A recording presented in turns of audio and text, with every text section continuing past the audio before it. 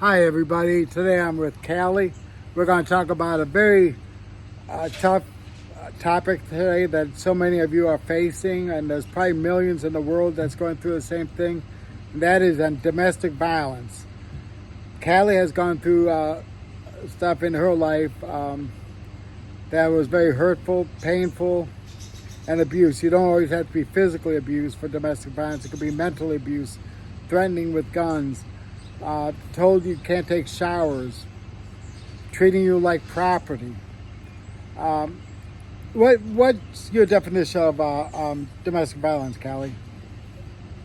Domestic violence constitutes a whole bunch of things. It can be anywhere from psychological abuse, emotional abuse, financial abuse, spiritual abuse, verbal abuse, physical abuse, and sexual abuse.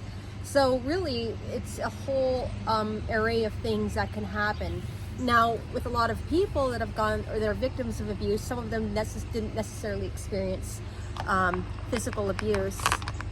But I will say this, that in my experience, having gone through the psychological, emotional, verbal, and financial parts of it, that the effects of that type of abuse on you is physical.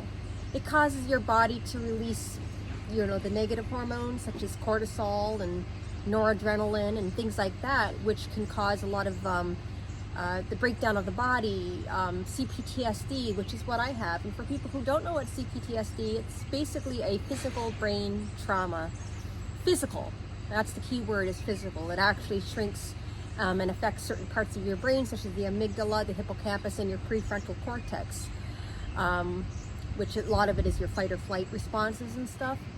So when your body's going through that and you're secreting these hormones, etc., and it's causing you to have hair loss, loss of weight, gain of weight, insomnia, chronic fatigue, the list goes on.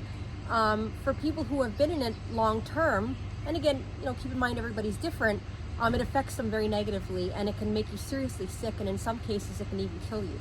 So you're like an inmate, and your spouse or whoever's committing it is like the warden. You're his property. He owns you. In those cases, usually, so there's a difference between abuse and narcissistic abuse. They are very different, very, very black and white from each other.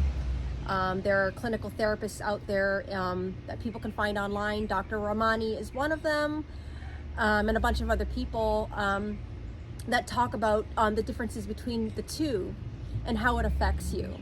And so typically people who suffer from narcissistic personality disorder look at their partner as an object or property, if that's the word that some of them use. In my case, it was used where I was property, and when somebody is objectified to that level, where they are nothing more than, let's say, this cell phone that's in my hand, you don't have, your autonomy is gone, it's stripped, it's gone, your identity gone. Everything that makes you who you were and who you become are completely very different things. You begin to basically live in what's called the fantasy world with your narcissistic partner, where you begin to, it's not a split personality, but you begin to split, meaning, you begin to see your partner at certain times as really, really good, and at other times really, really bad. It's very black and white. You begin to live in that same mirror as the person who's abusing you. You're being gaslighted. You don't even know your own reality. Now, it's easy for somebody like me to say is, why doesn't the woman just leave or the guy just leave and go to the police? You might want to elaborate on that. So, unfortunately, a lot of people, there's a stigma, I don't know if that's the right word to use, where, well, why don't you just leave? And, even for myself, before I went through what I went through, if I met someone like that, it'd be like, oh, why don't you just leave? But there's so much that goes into exiting a relationship. And typically, the most dangerous time for a victim is leaving, is exiting. And so sometimes, according to the domestic abuse here in the United States, on average, it takes a woman or a man 7 times of attempts before they actually successfully leave. And a lot of it's because maybe they have a kid or children.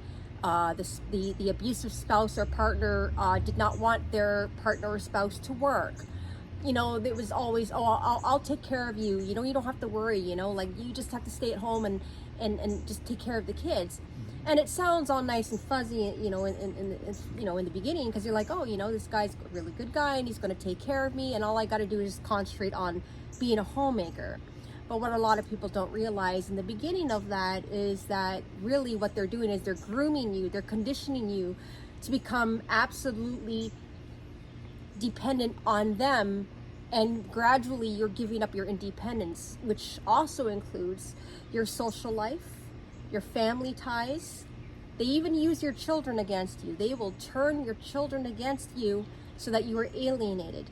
They will use, there's a term in the community called flying monkeys. And so basically the flying monkeys are the enablers, the people who side with the narcissistic person or the abuser. Because they themselves are living in the illusion that, you know, the abuser is the victim. They're the victim, and the real victim is the perpetrator. And so typically the abuser or the narcissist will go up to their families, their friends, their partner's friends, and triangulate people to believe a story that isn't true. And when that reality hits on the victim, it's devastating. It's devastating because now, you know, they're not only alone physically and mentally, but there's nobody there that will save them from that situation. And when I say save, I mean physically extricate them from that, because everybody is so convinced that, you know, the abuser is the victim. It's sad.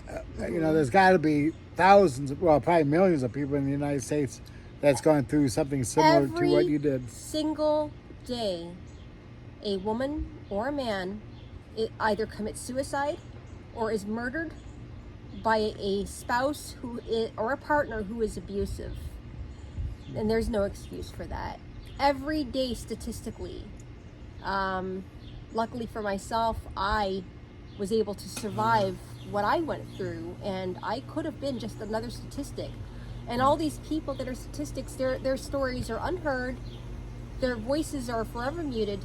Right. And the people that, you know, might have known about it, or, you know, not to say that they maliciously don't want to admit what happens, but, you know, there's kind of that split between wanting to defend the abused and say, hey, you know what, we know what happened to you, and then there's that whole, you know, issue of, well, you know, that was my daughter, or that was my son, or that was my mother, or whoever that abused you. And, you know, there's that loyalty that tied to that person that you don't want to, you just feel guilty for crossing. So there's a tug of war with that. I know under President Obama, he had a law passed to get stricter on domestic violence. I believe he passed VAWA. Yeah, and then I think it's the second one or the third domestic violence is automatically a felony. I think it's the third one. And we have people in our state prisons for domestic violence. We have people in federal prison that will take their wife or whoever they're with across state lines, which makes it federal. So, you know, and if you do have the anger, or if you know you're hurting someone, there is counseling available for you. Don't go out and just keep hurting someone. I'm going to interject in that, because counseling is only good for when the person is cognitively self-aware that they have a problem. Right. And are willing to, which, you know, even in Alcoholics Anonymous, the first step is saying, I have a problem. Right. Where can I go to get help for that? Typically, people who suffer from narcissistic personality disorder, which is a cluster B disorder, borderline personality disorder, etc. Those are all the cluster B personality disorders. Most of them, about 97% of them on average, do not and will not ever get properly diagnosed, and they will never get the help that they need. When they do go to therapy, 9.5 times out of 10, the therapist gets duped the therapist begins to believe that the abuser is the victim and the partner or spouse is the one who's aggravating things. So a lot of times, there's a lot of therapists out there now, currently, who are saying to people, to victims, do not do couples therapy with that kind of person. Do not. It is dangerous, and you end up looking more like the abuser than the victim. What do you recommend to the victim? What can the victim do if he or she is really having a problem? What are some They of the got to steps? get out. I mean, getting out, that's a very Hard word to say. It's a very hard word to say because there's a lot more that goes to it than just simply, getting your 2 feet and walking out the door. You got to have an exit plan. You got to have people that you absolutely 100% trust. You have to start squirreling away secretly money that is not kept in your bank account, not kept in your home, that you can keep somewhere, so that if and or when you decide you have had enough, that you can safely get away. Right. And you can make a comment on YouTube or Facebook, and we'll try to hook you up with the right people, or give you some. I can't give you any advice on this, but maybe Callie can refer you someplace if you're actually struggling and having a problem with domestic violence. So feel free to comment, and we'll do whatever we can do to help. Again, I'm James Kronenberger. This is Callie. Nice to meet y'all. And we'll be back in the future with an update. But be safe, everybody.